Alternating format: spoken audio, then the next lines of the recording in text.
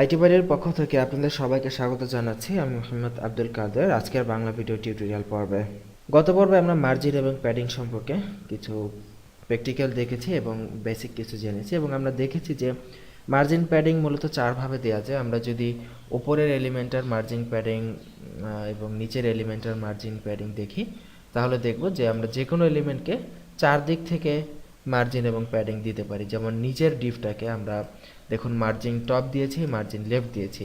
ঠিক একইভাবে কিন্তু নিচের এলিমেন্টটাকে আমরা মার্জিন রাইট এবং একই পদ্ধতিতে মার্জিন বটম এই চারটা দিতে পারি। যেহেতু নিচের এলিমেন্টটা একেবারেই ফাঁকা, সো নিচের এই মার্জিন বটম এবং মার্জিন রাইট আমরা বুঝতে পারতেছি না। আমরা যদি এই ডিভের বাইরে একটা প্যারাগ্রাফ নেই,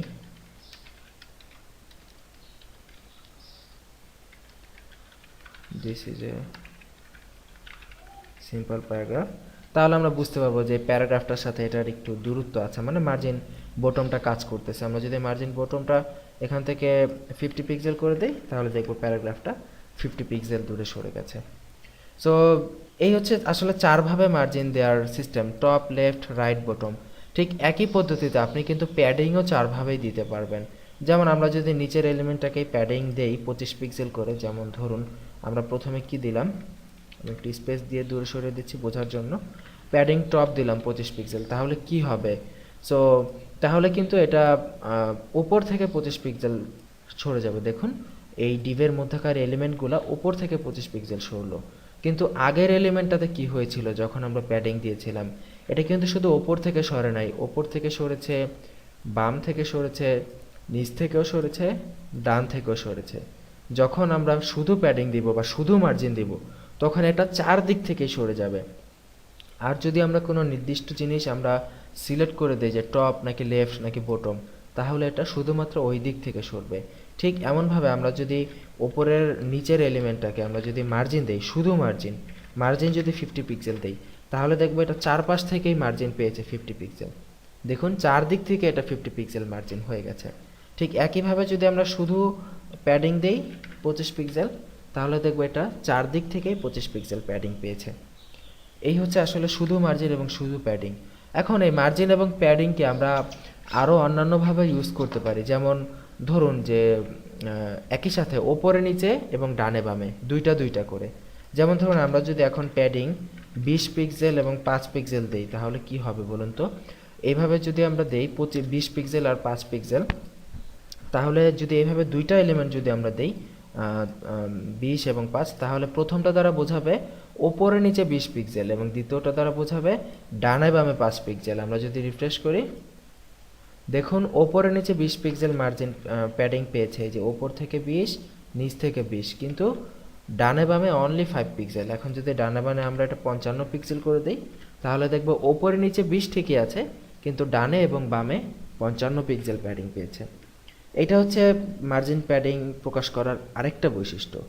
এখন এই একই মার্জিন প্যাডিং এই চারটা এলিমেন্ট যে উপরে নিচে ডানে বামে যদি আমরা দিতে চাই, তাহলে এটার আরও একটা সিস্টেম আছে। যেমন ধরুন 5 পিক্সেল, 10 পিক্সেল,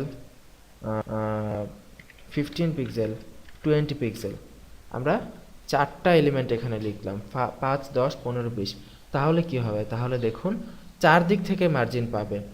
ওপর থেকে প্রথম যে এলিমেন্টটা সেটা পাবে ওপর থেকে 5 পিক্সেল, দ্বিতীয় এলিমেন্টটা পাবে ডানে, তৃতীয় এলিমেন্টটা পাবে নিচে এবং চতুর্থ এলিমেন্টটা পাবে বামে। দ্যাট মিন্স ঘড়ির কাঁটা যেভাবে ঘোরে সেইভাবে ঘুরবে। সো এই এলিমেন্টটা যদি আমরা রিফ্রেশ করি, দেখব উপর থেকে 5, ডানে 10, নিচে 15 এবং বামে 20। এবং আমরা যদি এটা যাচাই করার চেষ্টা করি ইন্সপেক্ট এলিমেন্ট করে, তাহলে এখানে উপরেরটা নাড়ালে দেখব ওপর থেকে নড়তেছে, এই দ্বিতীয়টা নাড়ালে দেখব ডান দিক থেকে নড়তেছে, এবং তৃতীয়টা নাড়ালে দেখব যে নিচ দিক থেকে নড়তেছে, আমরা দেখতে পাচ্ছি নিচের থেকে নড়তেছে, এবং চতুর্থটা নাড়ালে দেখব বাম পাশ থেকে নড়তেছে।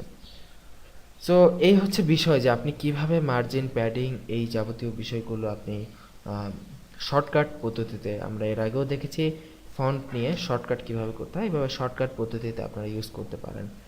আর HTML CSS শেখার সবচাইতে সহজ পদ্ধতি হচ্ছে আপনি যখন বিভিন্ন ওয়েবসাইট ব্রাউজ করবেন যেমন আপনি নেটে বিভিন্ন সময় বিভিন্ন সাইট ব্রাউজ করে থাকেন, তখন আপনি যদি কোনো একটা দেখেন নতুন একটা ডিজাইন আসছে, নতুন একটা ফাংশন আমার কাছে ভালো লাগছে নতুন ডিজাইনটা, সো তখনই আপনি সেই এলিমেন্টটা রাইট ক্লিক করে ইন্সপেক্ট এলিমেন্ট করবেন, এবং ইন্সপেক্ট এলিমেন্ট করে আপনি সেটার HTML-ও দেখতে পারবেন, চাইলে CSS-ও দেখতে পারবেন।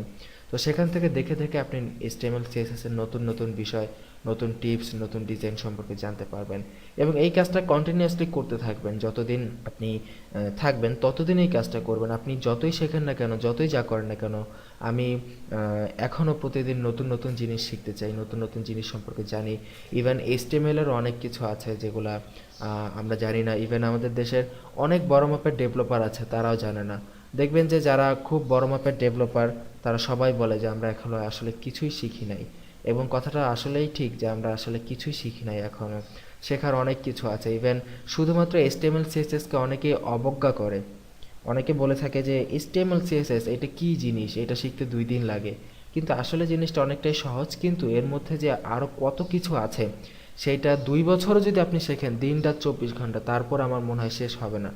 কারণ এগুলো এমন জিনিস যে এটার শেষ নাই।